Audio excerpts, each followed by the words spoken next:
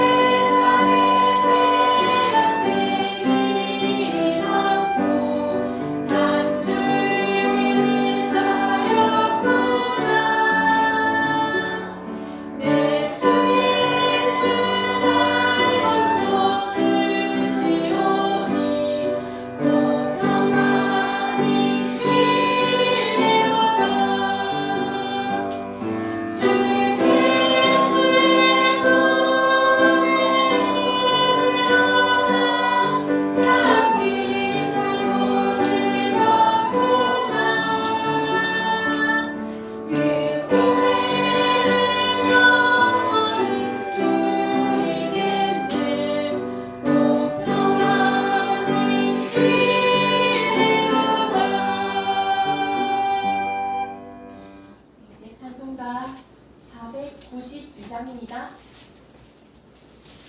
492장입니다.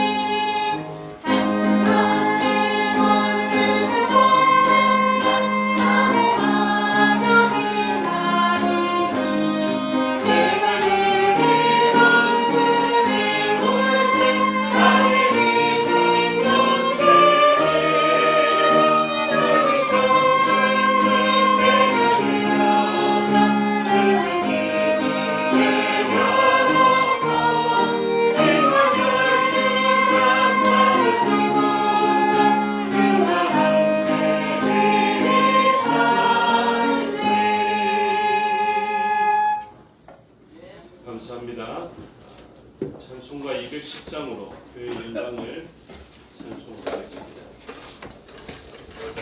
작가들을 이용해서 예배 안내를 드립니다. 오늘 보시면 조금 변화가 있죠. 에어컨 보시면 찬바람이 바로 내려가지 않도록 이제 좀 분산될 수 있는 그 기구를 설치하였습니다. 좀 기간이 걸릴 줄 알았더니 제가 없는 기간 안에 박진호 집사님이 이걸 설치를 다 하셨다 하더라고요. 그리고 이 설치하는 중에 또 바지가 찢어지는 참사도 있었다 이렇게 이야기를 하는데, 아무튼 이곳 두 곳 하고 저 밑에 지하까지 다 설치를 완료하였습니다. 그래서 조금 냉기가 싫으셨던 분들이 조금 자유로워질 수는 있겠으나 그래도 춥거나 덥거나 하실 수 있거든요. 그럴 때는 언제라도 아이 엄마한테 조금 이야기해 놓으면 조금 온도를 좀 올리고 조절하는 그런 일들을 하도록 하겠습니다. 근데 우리가 전체적으로 원칙을 잡을 때 조금 더워서 병이 생기기보다 한기를 많이 느끼시는 분들은 추위 때문에 병이 날 지경이 될 때가 있거든요. 그렇기 때문에 조금 추워하시는 분들을 위해서 우리가 조금 불편을 감수하는 것으로 원칙을 잡으시고 그렇게 온도 조절을 해주시면 참 좋겠습니다. 그래서 몸이 아프신데 한기가 들지 않도록 다른 분들은 약간 더우시더라도 조금 배려해 주시는 그런 온도 조절이 되면 좋겠습니다. 찬송가 210장으로 교회의 영광을 찬송하겠습니다.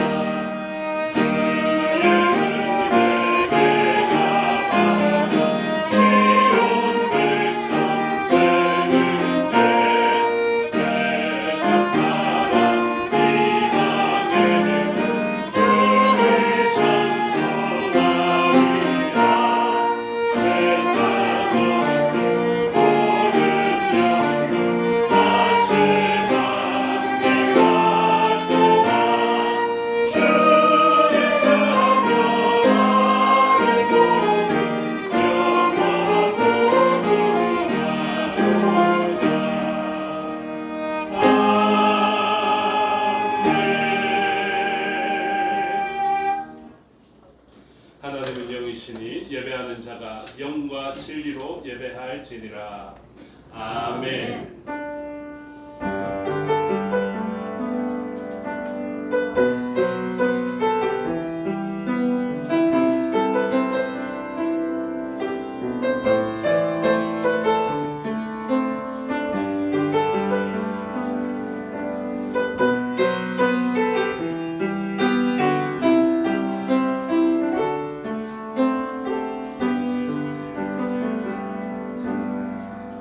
여호와께 감사하라. 그는 선하시며 그 인자하심이 영원한 이로다.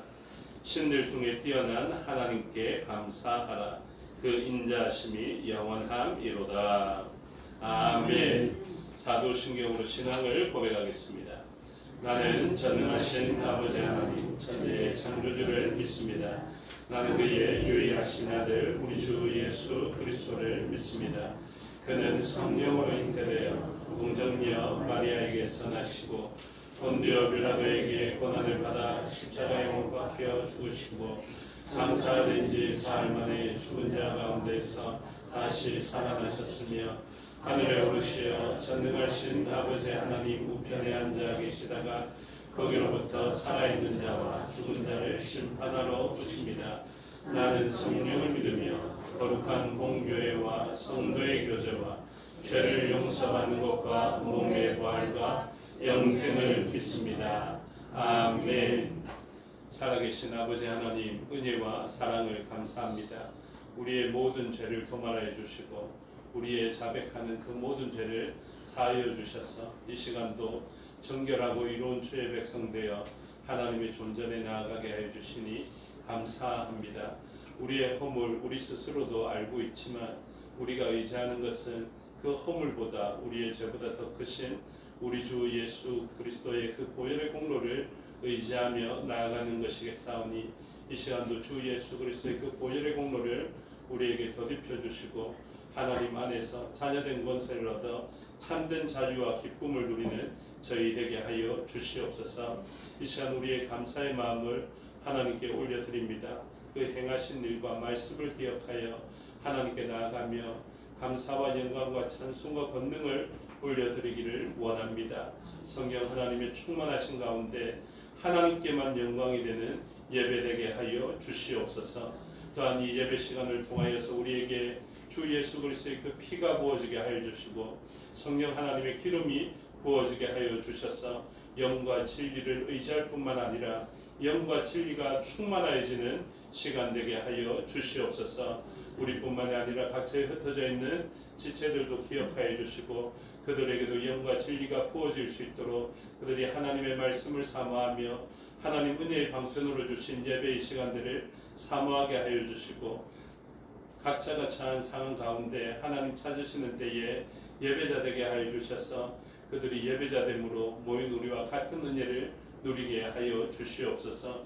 이 시간 영광스러운 예배를 위하여서 한 주 동안 수고한 지체가 있고 또 성도들의 형편을 위하여서 또 수고하고 애쓴 지체가 있으며 이 시간도 대표하여 순서를 맡은 주의 종이 있사오니 기억하여 주시고 복 내려 주실 뿐만 아니라 능력 베푸셔서 강건한 가운데 맡기신 사명을 잘 감당케 하여 주시옵소서. 그들이 그 사명을 잘 감당함으로 말미암아 한 몸 이룬 우리가 복을 누리고 또한 한 몸 이룬 우리가 함께 동력자로 여김받는 하늘의 복을 받을 수 있는 계기가 되게 하여 주시옵소서. 말씀 가운데 임자해 주시고 그 말씀으로 말미암아 우리는 살게 하여 주시옵고 그 말씀을 지켜 순종함으로 우리는 하나님 나라의 백성인 줄을 알게 하여 주시옵소서. 이 말씀을 무기로 하여서 악한 권세와 싸워 승리하여 하나님 나라를 세울 뿐만 아니라 확장시켜가는 저희 되게 하여 주시옵소서. 감사드리며 예수 그리스도 이름으로 기도드리옵나이다. 아멘. 모두 자리에서 일어나셔서 570장으로 찬송하겠습니다. 22장입니다. 22장으로 찬양하겠습니다.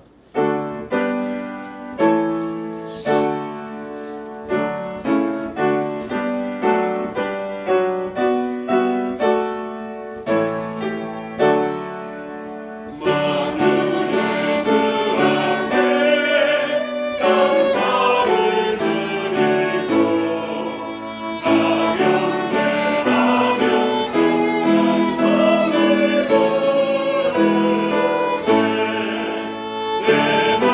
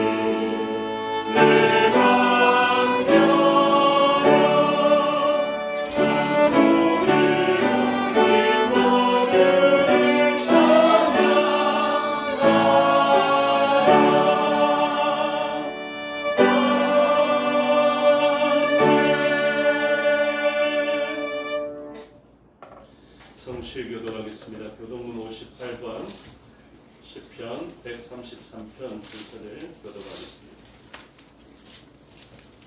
교동문 58번, 시편 133편 순서를 교독하겠습니다. 보라, 형제가 연합하여 동거하니 거짓을 선하고 아름다운 머리에 있는 보배로운 기름이 수염고 아론의 수염에 흘러서 그의 옷깃까지 내림 같고 헐몬에 있으리 시온의 산들에 내림 같도다. 거기서 여호와께서 복을 명령하시나니 곧 영생이로다. 아멘. 자리에 앉아 570장으로 찬송하겠습니다.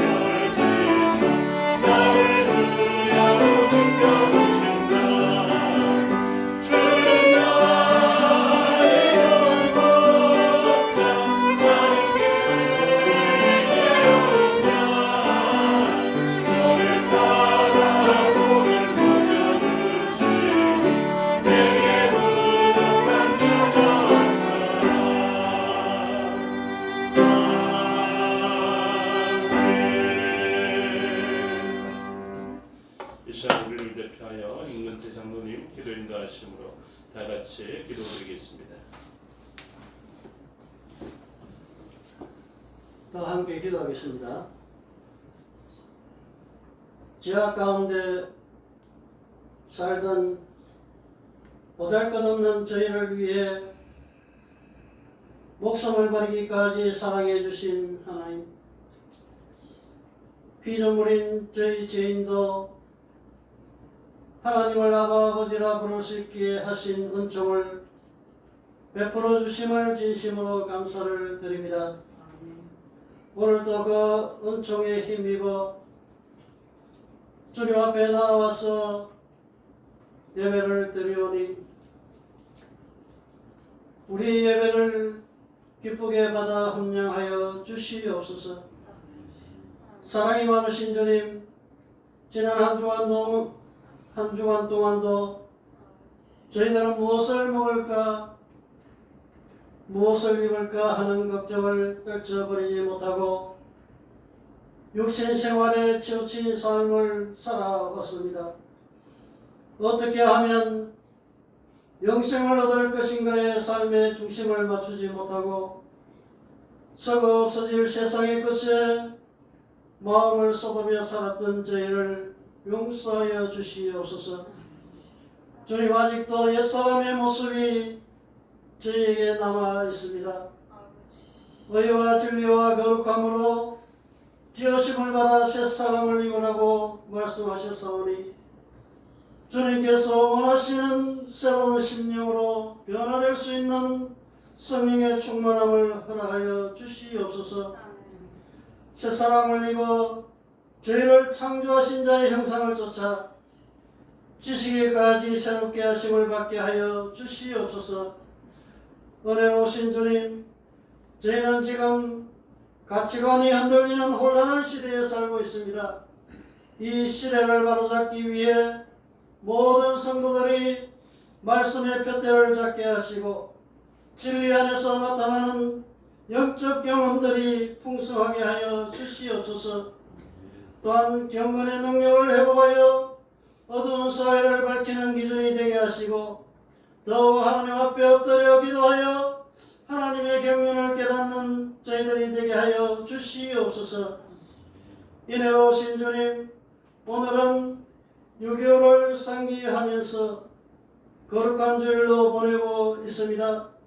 저희는 동족 간에 일어난 비극을 결코 잊을 수 없습니다.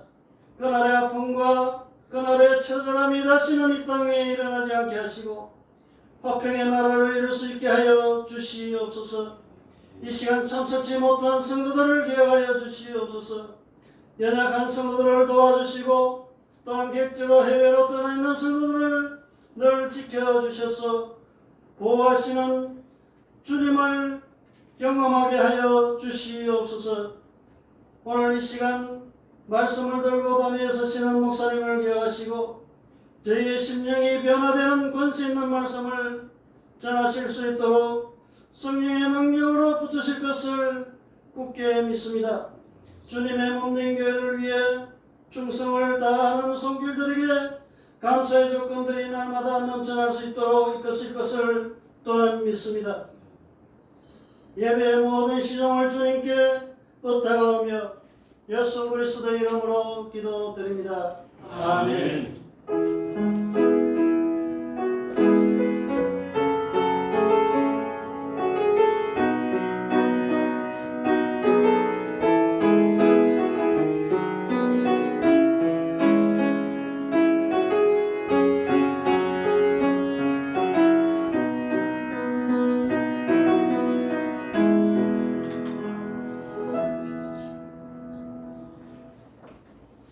감사합니다. 하나님 말씀 보시겠습니다. 하나님 말씀 신약 성경 사도행전 23장입니다. 제가 가진 성경으로 신약 229페이지 정도에 있습니다. 사도행전 23장 12절부터 35절의 말씀을 교독하겠습니다. 23장 12절부터 35절의 말씀입니다.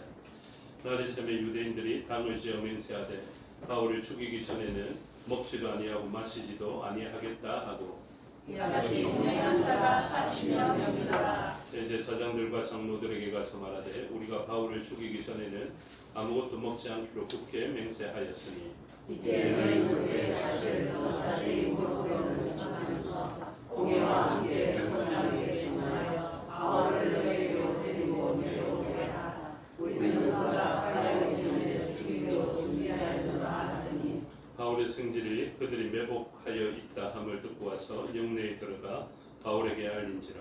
바울이 함께 불담을 전하여 이르되 이 청년을 천부장에게로 인도하라. 그에게 무슨 할 말이 있다 하니 천부장에게로 데리고 가서 이르되 죄수 바울이 나를 불러 이 청년이 당신께 할 말이 있다 하여 데리고 가기를 정하더이다 하며 천부장이 그의 손을 잡고 올라가서 조용히 묻되 내게 할 말이 무엇이냐. 대답하되 유대인들이 공모하기를 그들이 바울에 대하여 더 자세한 것을 묻기 위함이라 하고 내일 그를 데리고 공회로 내려오기를 당신께 청하자 하였으니 당신은 그들의 성함을 가르치지 마옵소서. 그들 중에서 바울을 죽이기 전에는 먹지도 않고 마시지도 않기로 맹세한 자 40여 명이 그를 죽이려고 숨어서 지금 다 준비하고 당신의 허락만 기다리나이다 하니 이에 천부장이 청년을 보내며 경계하되 이 일을 내게 알렸다고 아무에게도 이르지 말라 하고 백부장 둘을 불러 이르되 다음 제 3시에 가이사라까지 갈 보병 200명과 기병 70명과 장병 200명을 준비하라 하고 또 바울을 태워 총독 벨릭스에게로 무사히 보내기 위하여 짐승을 준비하라 명하며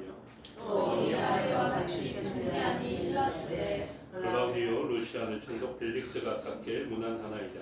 이 사람이 유대에 대해 잡혀졌게 된 것을 내가 로마 사람인 줄 내가 알고 유대를 거느리고 가서 구원하였다가 유대인들이 무슨 일로 그를 고발하는지 알고자 하여 그들의 공회로 데리고 내려갔더니 고발하는 것이 그들의 율법 문제에 관한 것뿐이요 한 가지도 죽이거나 결박할 사유가 없음을 발견하였나이다. 그러나 이 사람을 해하려는 관계가 있다고 누가 내게 알려주기로 곧 당신께로 보내며 또 고발하는 사람들도 당신 앞에서 그에 대하여 말하라 하였나이다 하였더라.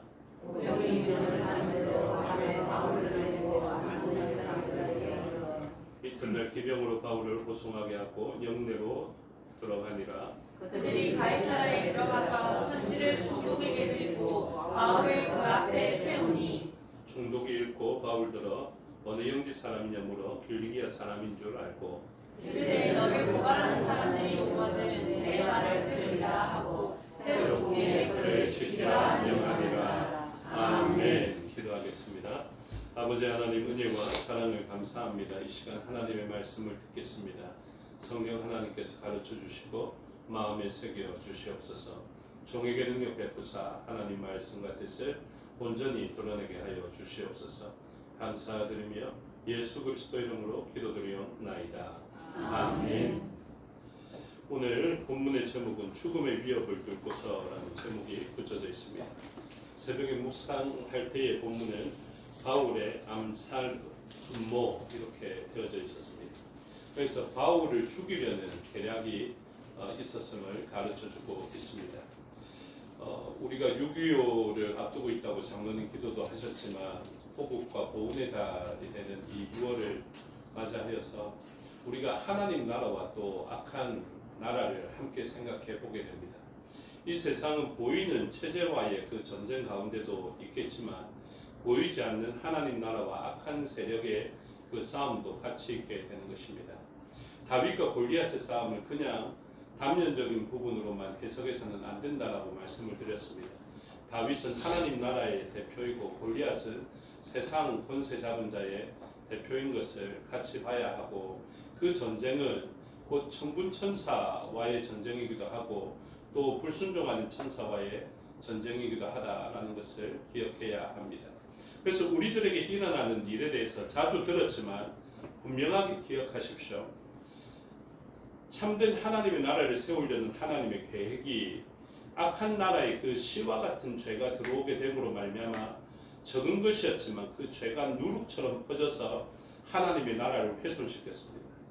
그래서 그 훼손으로 말미암아 하나님의 나라는 아름다운 에덴 동산의 그 광경을 잃어버리고 그 가시덤불과 그리고 그 악한 것들이 그리고 고통과 사망이 이렇게 이 땅에 들어오게 되었습니다.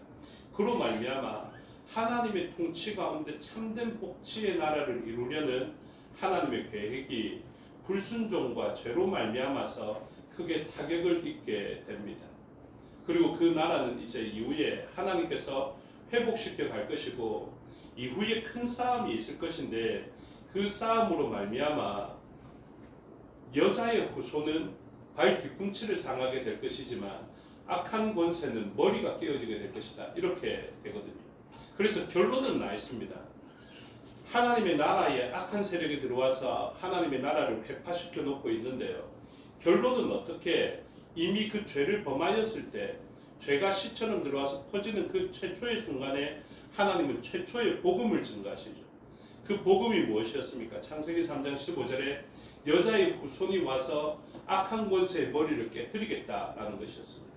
그래서 우리는 이 과정들은 어떻게 될지 모르지만 결론은 알고 있습니다. 결론은 악한 권세의 머리, 가장 강력한 권세가 결국은 깨어지게 됩니다.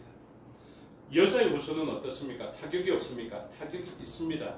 그런데 그것은 치명적이지 않고 발 뒤꿈치가 상하는 정도의 희생은 있을 것이다 라는 것을 가르쳐주고 있습니다.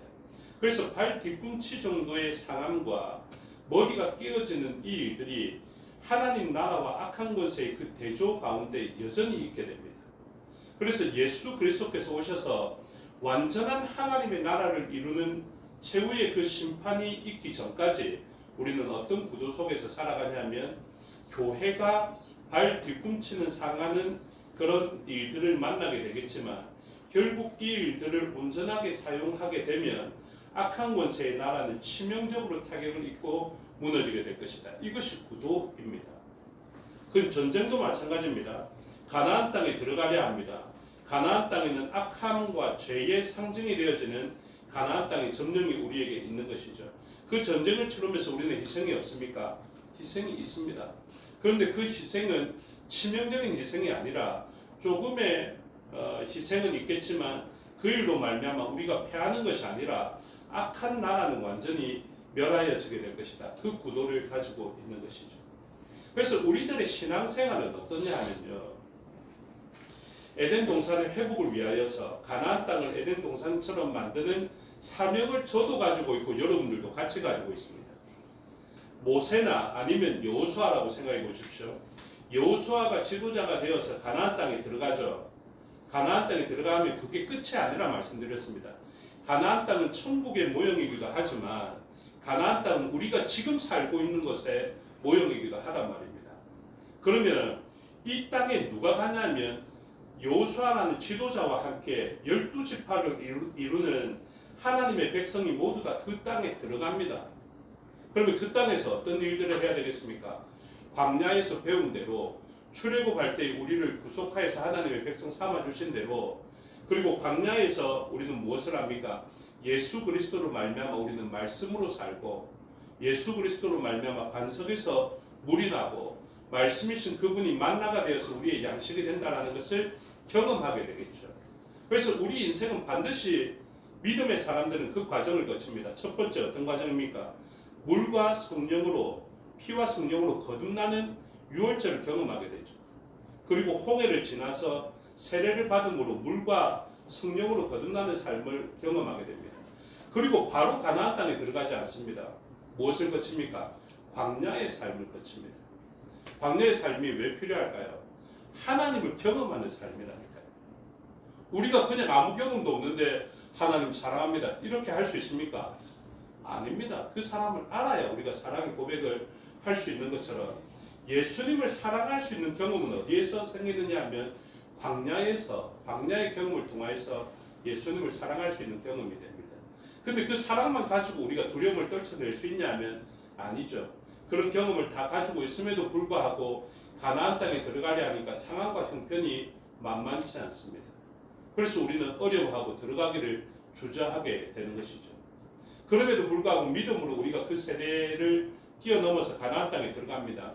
오늘 우리가 이 땅을 살아가는 가나안 땅이 있다라고 생각하셔야 됩니다. 그러면 하나님의 목적은 어디에 있습니까? 우리를 구원하는 것은 이루었다고요. 믿으시기 바랍니다. 우리의 구원은 이루어졌습니다. 우리의 영생은 이루어졌습니다. 그런데 왜 우리가 이 땅을 살아갑니까? 하나님 나라의 확장을 위해서 그렇습니다. 여러분 이거 모르면 왜 사는지를 모릅니다. 이것 알아야 됩니다. 그게 교회의 사명입니다. 그래서 교회는 뭐 해야 됩니까? 하나님 말씀대로 이 땅을 변화시켜가는 그런 나라가 되어서 살아가야 합니다. 그래서 우리가 가나안 땅에 들어오면 죄악된 세상과 함께 산다는 것을 알아야 되고요. 그렇게 함께 살아가지만 어떻게 해야 됩니까? 이제 죄의 나라를 우리가 잠식해 가면서 죄에 억눌려 있고 사망에 억눌려져 있던 그 사람들을 빛의 세계로 생명의 세계로 전환시켜 가면서 그렇게 살아가야 합니다. 그렇게 살면 되시겠죠? 그랬다면 성경의 역사는 바뀌었을 것입니다. 가나안 땅에 들어가서 그 사람들이 말씀에 순종하고 하나님께 예배하며 그렇게 잘 살아가면서 가나안 땅이 확장되어져서 온 땅이 하나님의 복음의 나라가 되었다. 이렇게 되었을 것입니다. 근데 그 순종이 만만치 않죠. 그래서 어떤 일들을 만납니까?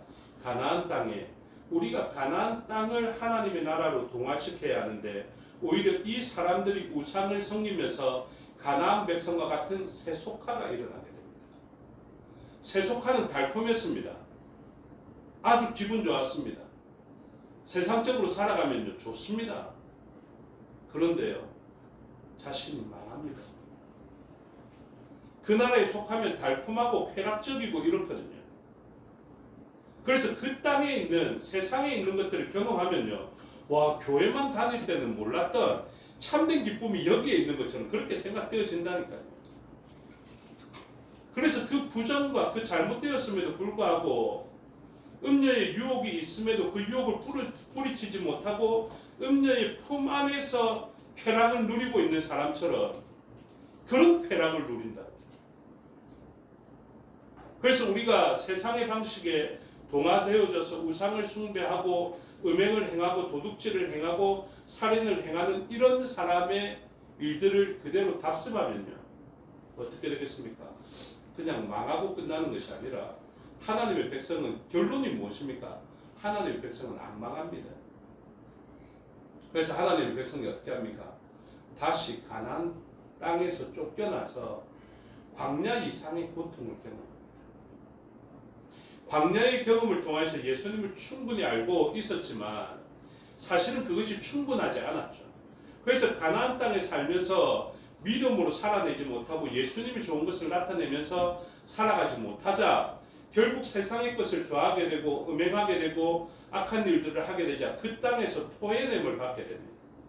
그래서 밖으로 나아가게 되죠. 포로로 잡혀가거나 광야를 다시 경험하게 됩니다. 여러분, 왜 순종이 복된 줄 아십니까?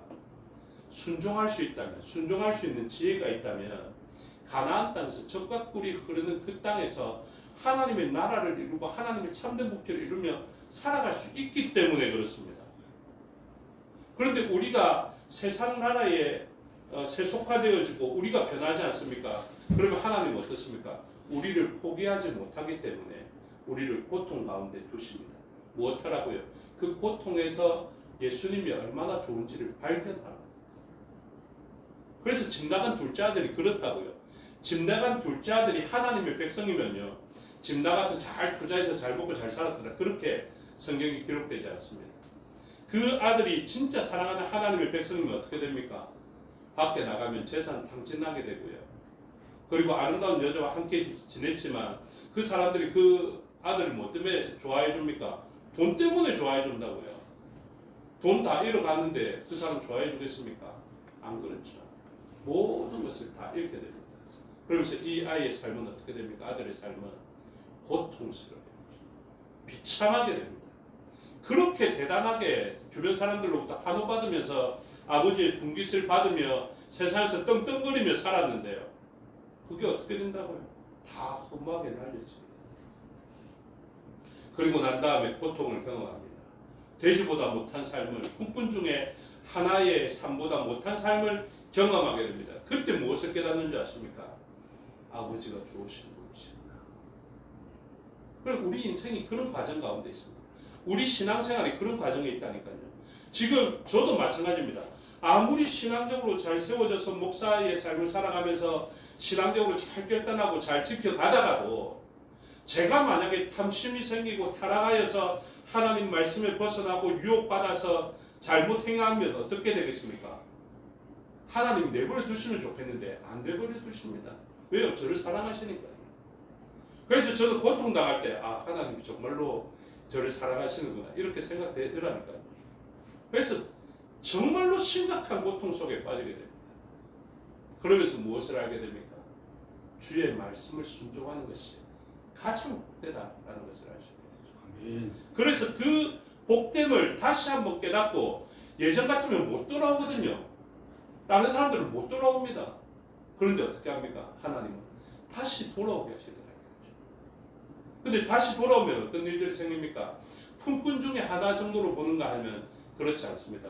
놀라운 하나님의 사랑은요, 우리를 다시 회복시키시고 인장 반지를 끼우시고 옷을 입히시고 신을 신기고 살찐 것을 잡아서 이전의 지위를 회복하시는 하나님이십니다. 그 하나님이 얼마나 좋은지 모릅니다. 그래서 가장 좋기는 광야에서 경험한 예수님을 가지고 그 젖과 꿀이 흐르는 땅에서 하나님의 나라를 세우고 확장시켜 가는 인생이 가장 좋겠지만 제가 보니까 그런 인생이 별로 없더라고요. 반드시 유혹받습니다. 아니면 두려워하거든요. 그래서 이 나라에서 하나님 방식으로 살아갔다가는 못 살겠다 싶은 생각이 들게 되더라니까요. 그래서 자꾸만 세상 방식을 따르고 세상의 만족을 추구하며 세상의 자랑을 추구하면서 그렇게 살아갑니다. 그것을 함축적으로 표현하면 무엇입니까? 육신의 정욕, 안목의 정욕, 이생의 자랑입니다. 여러분, 이 범주 속에 우리의 죄악이 다 들어가 있습니다. 그래서 우리가 만족스럽고 와 기쁠 때 보면요. 무엇이 충족되냐면 이것이 충족될 때 만족을 누리고 기쁨을 누립니다. 이거 진짜 망합니다. 우리는 어떤 때 참된 기쁨을 누려야 합니까? 하나님 말씀에 순종했을 때 참된 기쁨을 누려야 돼요. 그래서 하나님 나라를 세우고 확장시켜갈 때 그때 참된 만족을 누려야 된단 말이에요. 예배할 때 기뻐야 되고요, 여러분. 집 샀을 때 기뻐한 것보다 예배할 때 말씀 듣고 깨달을 때 기쁨이 훨씬 더 커야 됩니다. 그게 우리가 살 길이라니까. 그런데 우리는 어떻습니까? 남이 우리보다 뒤처지면 쾌감을 느낍니다. 낚시하다가 옆 사람이 월척 놓치면 뒤돌아서 가지고 잘 됐다 하면서 내가 제일 큰 거 잡고 싶어. 이런데 만족을 누린다. 교회는 분명합니다. 교회는 어떤 목적을 가지고 살아가야 되냐면 교회는 예배 드리고요, 말씀 듣고요, 전도하고 선교하는 이 사명으로 살아가야 됩니다. 그런데 이 일을 하면 어떤 일들이 생기느냐면요, 구별되어지게 됩니다. 이게 중요합니다. 우리가 하나님 말씀대로 살아가지 않습니까? 우리가 가나안 땅에서 하나님 주신 그 삶의 방식대로 우리가 춤추는 데 가가지고 뭐 댄스장 가서 클럽이나 가가지고 춤추는 이런 일 말고요. 예배 드리면 어떤 일이 생기냐면 이 사람이 하나님의 백성인지 하나님의 백성이 아닌지가 구별되어집니다. 그게 거룩의 구별입니다. 우리가 전도하죠. 전도하면 어떤 일이 생기는 줄 아십니까? 전도하기 전에는 구별되지 않았는데 전도하면 하나님의 백성과 하나님의 백성 아닌 사람이 구별되어지게 됩니다. 교회가 또 선교하죠. 선교를 딱 진행하다 보면 누가 하나님께 속한 사람인지 누가 하나님께 속하지 못한 사람인지가 구별된다니까요. 교회도 마찬가지입니다. 교회에 분명히 해야 될 일들을 해나가는데 이 일들을 해나가면 누가 딱 등장하냐면요, 하나님께서 오른편에 세우신 사람이 구별될 뿐만 아니라 왼편에 서야 될 사람들도 구별되어지게 됩니다. 오늘 본문이 어떻습니까? 바로 그러한 사람들이 구별되어지는 광경을 보게 됩니다. 하나님의 백성으로서 하나님의 나라를 세우고 하나님의 나라를 확장시켜가는 전도와 선교의 여행을 하고 있는 사도 바울인데요. 사도 바울이 안 할 때는 이 사람들이 구별되지 않았습니다. 그런데 사도 바울이 선교를 딱 하기 시작하자 어떤 사람들이 등장하냐면 선교편에서 동력하고 있는 하나님의 백성들이 세워질 뿐만 아니라 이 선교에 반대하고 있는 악한 곳의 사람들이 등장하게 됩니다. 그리고 어떻게 할까요? 전쟁이 일어납니다. 이게 당연 논리입니다. 하나님의 일을 하지 않는 사람은요. 그래서 요즘 안 나가 가난한 성도들이 많은데요. 그분들은 어떻습니까? 치열한 영적인 전쟁의 현장을 잘 모릅니다. 그럼 편안하게 살아가겠죠. 그런데 치명적인 아픔이 있습니다. 무엇이냐면 하나님의 역사를 깨닫습니다. 간증할 수 없다 그 말입니다. 이제 신학의 체계가 바뀌어집니다. 설교의 체계도 조금 바뀌어집니다. 예전에는 하나님의 말씀을 풀어 해석하고 학문적으로 그것을 드러내는 설교가 주류를 좀 잃어가는 시대를 거쳐왔다면 이전에는 오순절 은사 중심이었고 이제는 장로교적 그 학문적인 것을 풀어내는 그런 설교가 되었다면 앞으로의 설교는 어떻습니까? 간증 위주의 설교가 되어야 된다. 왜 그렇습니까? 삶의 자리에서 경험되어지는 하나님이 나타나져야 하기 때문에 그렇습니다. 그래서 저와 여러분들도 어떻게 살아가야 되냐면 하나님의 말씀대로 살아내기가 얼마나 힘든지를 경험하든지 아니면 하나님 말씀대로 살았을 때 얼마나 하나님께서 복을 주셨는지 그것을 경험하면서 살아가야 된다. 그래서 지금 제가 목사 배수 교육을 가가지고 두 분의 개척교회 사례를 들었는데요.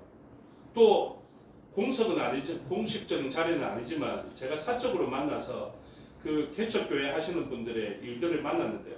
개척교회 하시는 분들의 이야기를 들으면 어떨 것 같습니까? 막 눈물 나고 그럴 것 같지 않습니까? 그 황성필 목사님 지금 우리는 지원하지 않는데 양산교회 개척에 하셔가지고 지금 사역하고 있는 이분이 일을 하다가 노예 허락을 받고 요즘 뭘 하냐면 일용직으로 노동을 하고 있다 하더라고요. 그래 한 달 보니까 너무 피부가 시커매요. 그걸 보니까 왜 이렇게 시커매요? 이랬더니 저한테는 그냥 웃으면서 요즘 햇빛을 많이 봐서 그렇다 이러면서 이야기를 했는데 그걸 나중에 알고 보니까 일용직 노동을 하면서 그걸 다 탔더라고요. 근데 이분이 어떻게 이야기하냐면 이제 K 목사 이러면서 K 목사 여전히 행복합니다. 사역하면서 힘들지 않습니다. 여전히 행복합니다. 이런 것을 가지고 관점을 해요. 그리고 또 한 분이 더 개척하신 분이 있는데 그 개척하신 분이 진짜 어렵게 하는데 사모님까지 그 생업의 일선에 보내가지고 그렇게 하면서 사례 뭐 기대도 못하고요. 월 임대료 내는 것만 해도 버거운 그런 시절을 보내지 않겠습니까? 그렇게 힘들다고요. 그러면 우리는 이렇게 생각합니다. 개척 안 하면 되지 이렇게 생각하겠지만 감동이 안 그렇습니다. 이상합니다 그게. 그래서 하나님 주시는 감동으로 개척을 한다고요. 근데 이분도 어떤 이야기를 하냐 하면은 그렇게 힘들게 생활하다가 얼마 전에 자기의 생일에 선물을 하나 받았습니다. 여러분들 시험 들까봐 이걸 말해야 될지 말아야 될지 모르겠지만 선물로 뭐를 받았느냐 하면 집을 받았습니다. 그러니까 모르겠습니다. 기존의 목사님들이 부러워했는지는 모르겠지만 개척교회 하시는 가운데 하나님 부어주시는 은혜가요 있다니까. 그들이 무엇합니까? 하나님 나라를 지금 일선에서 세우고 확정시켜 가고 있다. 얼마 전에 가칭 우리 교회라고 이름도 바꿨어요. 그분은 조준 목사님이 조창준 목사님으로 바꿨단 말입니다. 왜 바꿨느냐 하면 사역이 힘들었습니다. 한 곳에서 정착을 못했어요. 이곳 저곳을 진짜 많이 옮겼습니다. 그분이 옛날에 진짜 험하게 살았거든요. 그런데 그런 기질을 사람들이 아는지 모르겠지만 그런 일들이 자꾸 뉘앙스로 느껴지고 이러니까 이분하고 올바른 목표를 갖지 못하더라고요. 그래가지고 가칭 우리 교회라 해가지고 설립 예배를 드린다 했는데요. 불과 일주일 전인가 한 달 전인가 제가 온전하게 기억은 못하겠는데 이 설립 예배 장소가 바뀌었다고 노회원들에게 통보가 오더랍니다. 그래서 이후에 보니까 사진을 보니까 아주 제법 좋은 집에 넓은 집에서 그 예배를 드렸던데요. 그 집이 어떤 집이냐면 평소에는 아무리 다녀도 보이지 않던 집이었는데 어떤 분이 하루 그 길을 똑같이 지나가는데 어떤 분이 자기를 부르더랍니다. 부르더라면서 그런 이야기를 하면서 차까지 나누게 되었는데 어떤 목사님, 아주 유명한 목사님의 교회의 장로님인데 두 분이 같이 은퇴하면서 한 분은 원로 목사님이 되고 한 분은 원로 장로님이 되셨다 하면서 그분이 사는 곳은 사실은 딴 곳이 있는데 이곳에 전원 생활을 꿈꾸면서 이쪽에 왔다 하면서 그 목사님과 이야기를 나누면서 어떻게 됐냐면 이곳을 예배 처소로 사용하십시오. 이래 됐습니다. 그래서 그곳이 지금 예배 처소가 됐다는 거예요. 불과 한 달 전인지 일주일 전인지 그것을 알고 그곳으로 장소를 전환하여서 그렇게 예배를 드리고 또 이후에도 예배를 계속 드릴 수 있게 되죠. 이길수 목사님 사모님하고 같이 동력하면서 있고요. 그렇게 작게 시작한 교회지만 교수가 2명이랍니다. 그 이길수 목사님 아들도 이병일 집사님이었잖아요. 그렇죠? 그분이 요즘 부경대에서 와가지고 의찬이 다니는 대학교에 그 학과장을 아예 학과 자체를 가지고 와가지고 이제 학과장을 하고 있다더라고요. 그리고 또 다른 교수님이 그 교회에 출석하게 돼서 몇 명 안 되지만 우리 교수가 2명입니다. 이렇게 이야기를 합니다. 이게 무엇입니까? 하나님 나라를 세워가는 일들이 생깁니다. 선교에 대해서도 많은 사람들이 해석합니다. 일어나는 수많은 현상들, 또 개척한 교회에서 일어나는 그 수많은 일들이요. 어떤 분이 지나가면서 제가 헌금을 해야 되는데 헌금할 곳을 찾지 못했는데 지나가다 보니까 오늘 뭐 교회 간판이 그 선택한 목사님이 그러더라고요. 그리고 교회 간판이 세워져서 제가 헌금하고 가려 하는데 전화를 그렇게 했다네. 그래서 선택한 목사님이 헌금만 하고 가지 마시고 저쪽 만나보고 가라고. 그래서 갔더니 그래 헌금 뭐 약속하지만 좀 받아달라고 1,000만 원 불렀다. 그리고 이번에 문경까지 오셔가고 그분이 그 몇 분의 목사님들 불러서 알았으면 제가 따라가실 건데요. 염소고기 사가지고 그렇게 대접했다고 그러더라고요. 그러니 얼마나 그런 역사들이 지금 동력을 얻을 수 있게 일어나는지 모릅니다. 그러면서 뭐라고 하냐면 주님께서 급하시다. 주님께서 급하시다. 이게 무슨 말이겠습니까? 예전처럼 내버려 둘 수 없다. 세상은 더 악해져 가고 하나님의 나라는 위축되어져 가니 하나님께서 지금 역사하시는 것입니다. 그래서 곳곳에 돕는 자들을 보내시면서 하나님의 나라를 세우고 확장시켜 가고자 하는 것이죠. 저는 그렇게 좋은 소식이 들리지만요, 저는 예언자적으로 그 일을 예언합니다. 앞으로 힘듭니다. 집을 받았든 1000만 원을 받았든 그 교회는 앞으로 교수 2분이 있든지 간에 힘들어집니다. 왜요? 이제 확장될 만하죠. 그러면 악한 것은 반드시 역사합니다. 그래서 보십시오. 12절에 보니까 날이 새매 유대인들이 당을 지어 맹세하되 바울을 죽이기 전에는 먹지도 아니하고 마시지도 아니하겠다 하고 이같이 동맹한 자가 40여 명이더라. 여러분 이게 이해가 됩니까? 바울 죽이면 돈이 생깁니까? 떡이 생깁니까? 집이 생깁니까? 납득이 안 되죠. 그런데 사도 바울이 하나님의 나라를 세우고 확장시켜가며 이방인들에게 복음을 전가하고 이렇게 되자 유대인들 가운데 어떤 사람이 일어납니까?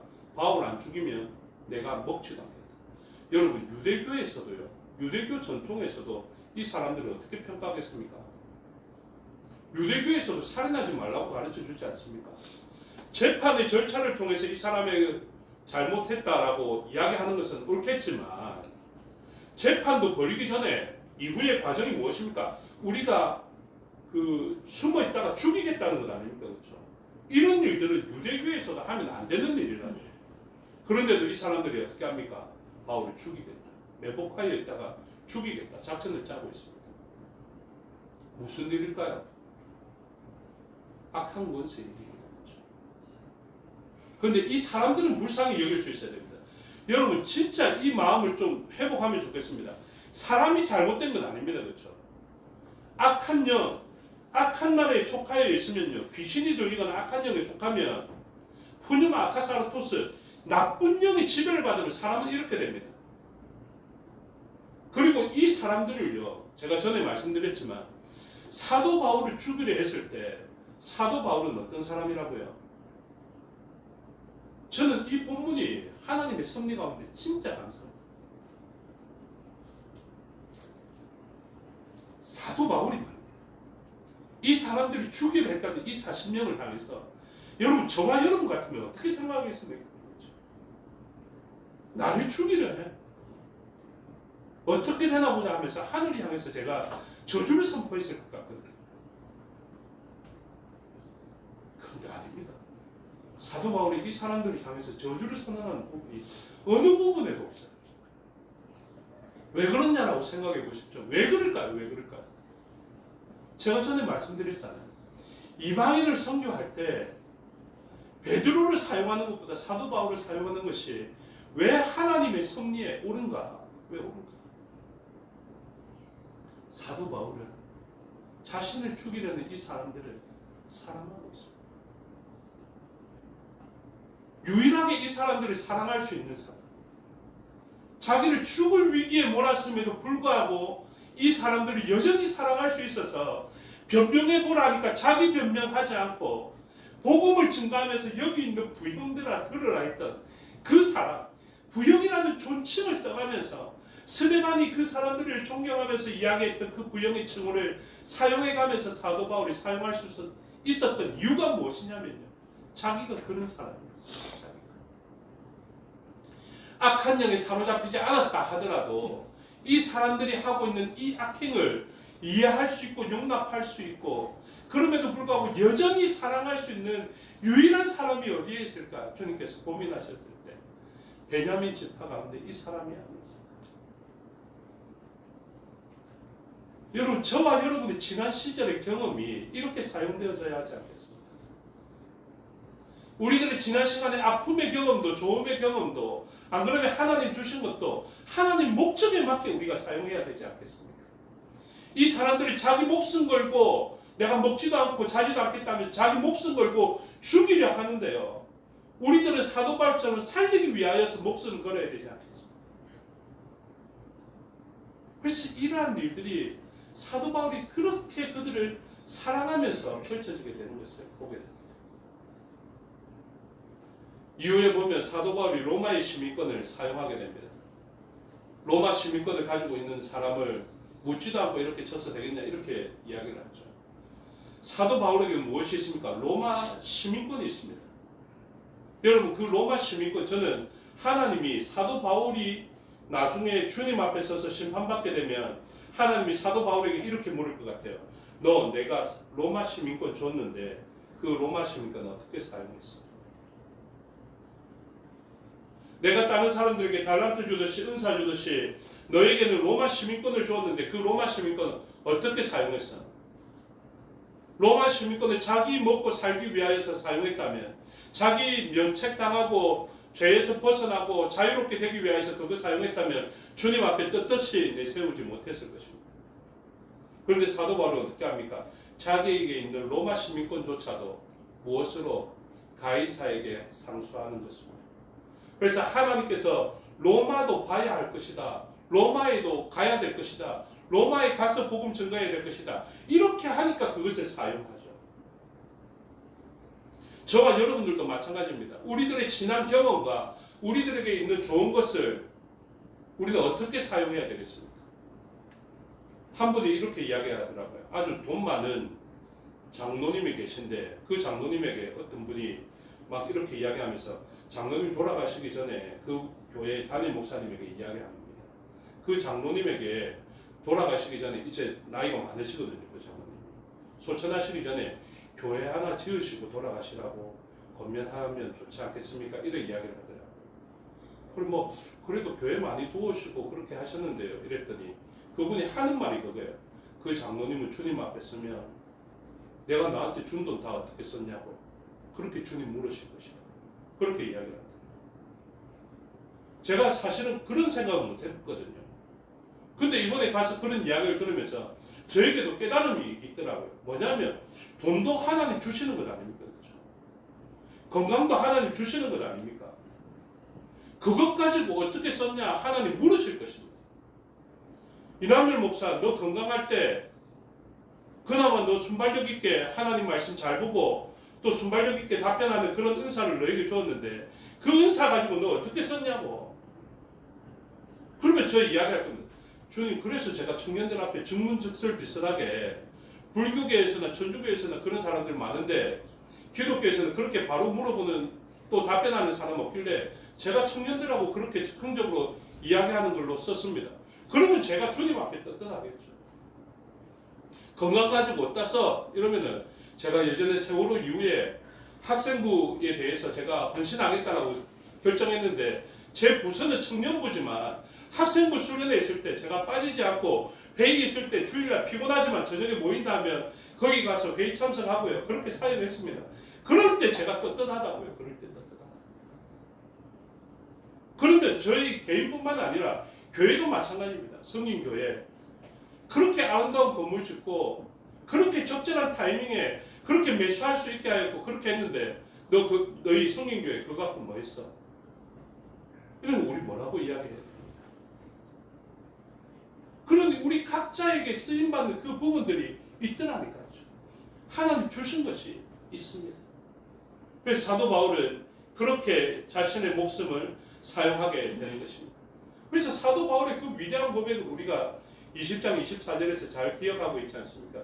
내가 달려갈 길과 주 예수께 받은 사명 곧 하나님의 은혜의 복음을 증언하는 일을 마치려 하면은 나의 생명조차 조금도 귀한 것으로 여기지 아니하리라.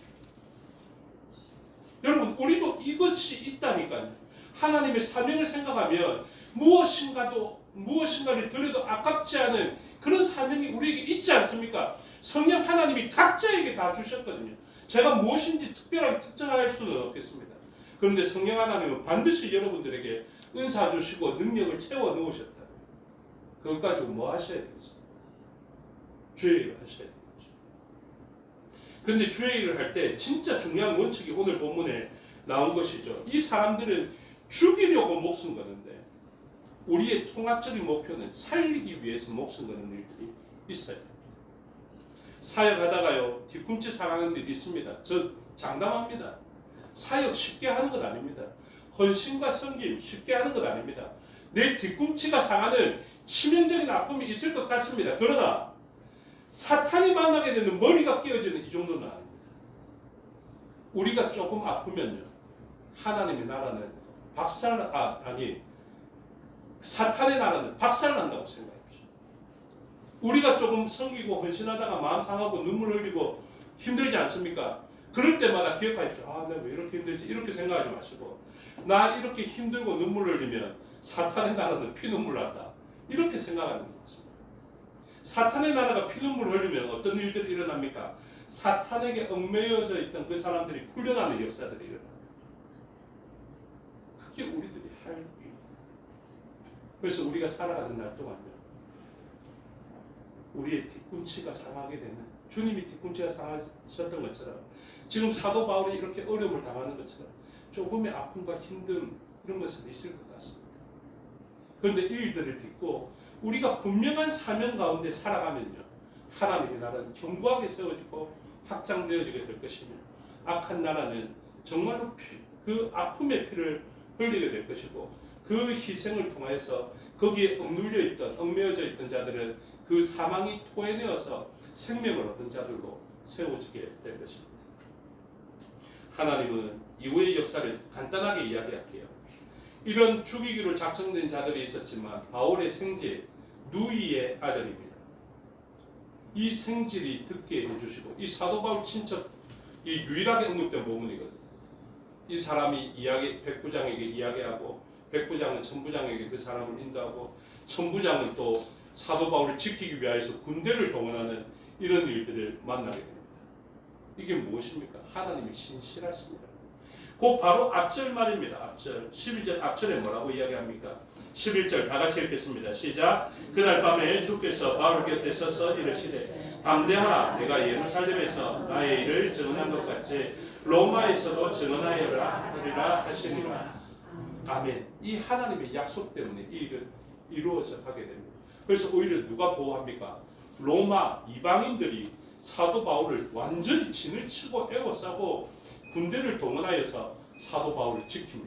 또 이 일을 통해서 사도 바울은 어떤 생각을 하겠습니까? 나를 지켜준 이방인들 고맙다. 나도 너희들에게 이 은혜를 갚음하면서 복음 증가하지 않겠습니까? 그 아름다운 모습이 바로 오늘 본문에 있다는 것을 기억하시고, 죽음의 위협을 뚫고 고생한 것 같지만 죽음의 위협을 뚫고 살릴 사람들 다 살리고 하나님의 목적과 섭리는 이루어진다라는 것을 기억하셔서 오늘도 가장 귀한 것을 바쳐 사명자로 살아가는 저와 여러분을 통하여서 하나님의 나라는 세워지고 확장되어지기를 주님의 이름으로 축복합니다. 기도하겠습니다. 아버지 하나님, 은혜와 사랑을 감사합니다. 우리가 하나님의 나라를 세우고 확장시켜 내기 위하여서 주님의 손과 발이 되어서 이곳에 있습니다. 하나님의 목적을 이뤄가는 저희 되게 하여 주시고, 이 일을 행할 때 이제 거룩함의 구별됨이 있을 것인데 하나님의 백성으로 세워지는 사람들이 있게 하여 주시고, 또 악한 곳에 속한 사람들이 대적하겠으나 그들이 우리를 조금 상하게 할 수는 있겠으나 우리를 죽이지 못한다라는 것을 알게 하여 주시고, 오히려 그들을 살려내는 희생을 치르는 저희가 되게 하여 주시옵소서. 우리의 성김과 희생을 통하여서 악한 것에는 멸하여지게 하여 주시옵소서. 감사드리며 예수 그리스도 이름으로 기도드리옵나이다. 아멘. 찬양하며 봉헌하겠습니다. 50장 찬양드리겠습니다.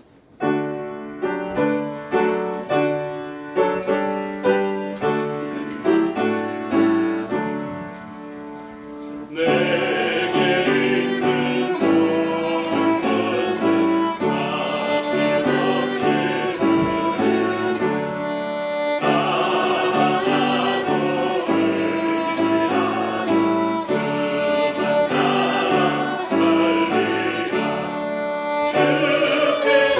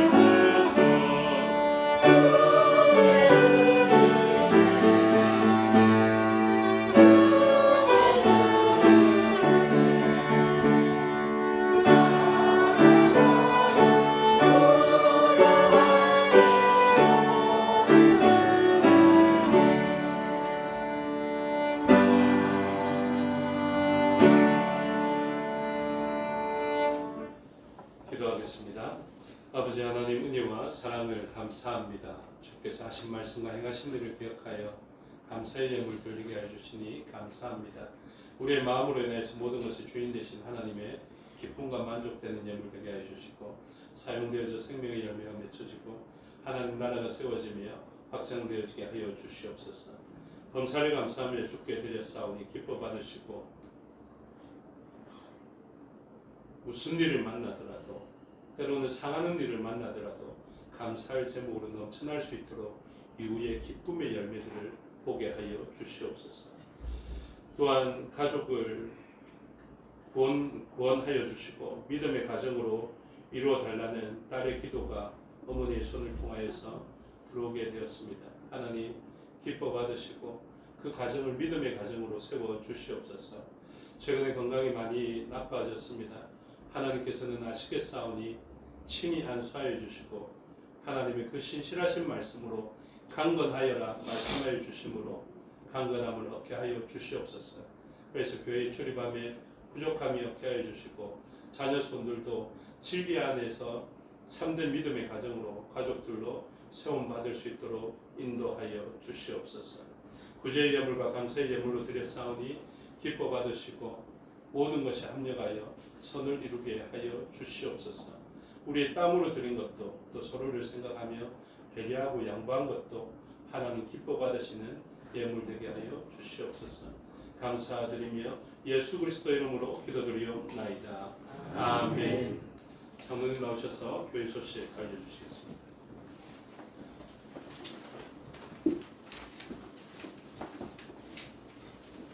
감사합니다. 교회 소식 전하겠습니다. 환영합니다. 교회를 찾아주신 여러분을 진심으로 환영합니다.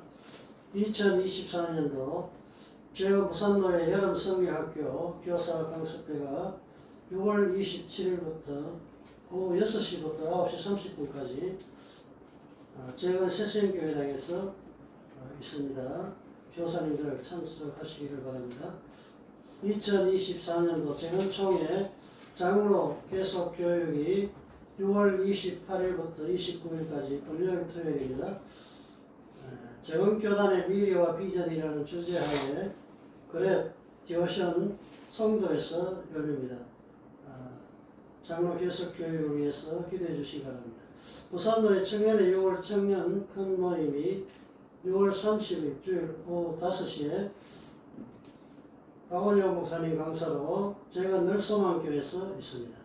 재헌총회 청년부 청년 리더십 수련회가 7월 5일부터 6월 6일까지 1박 2일 동안 인넷 아웃이라는 주제하에 803 평산 아카데미 연수원에서 있습니다. 청년들 참석해서 은혜 받으시기 바랍니다. 요양과 입원 중인 성도님 간병하는 성도님을 위해서 기도해 주시기 바랍니다. 이상입니다. 감사합니다. 모두 자리에서 일어나셔서 오장으로 송년하겠습니다.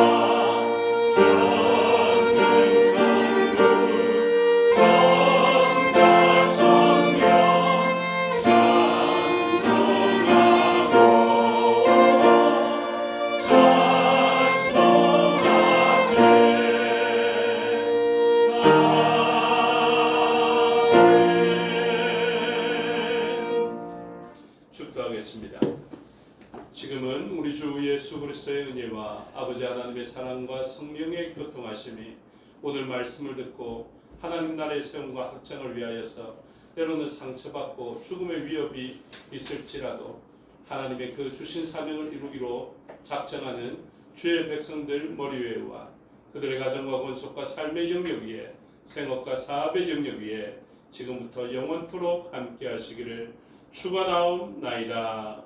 아멘.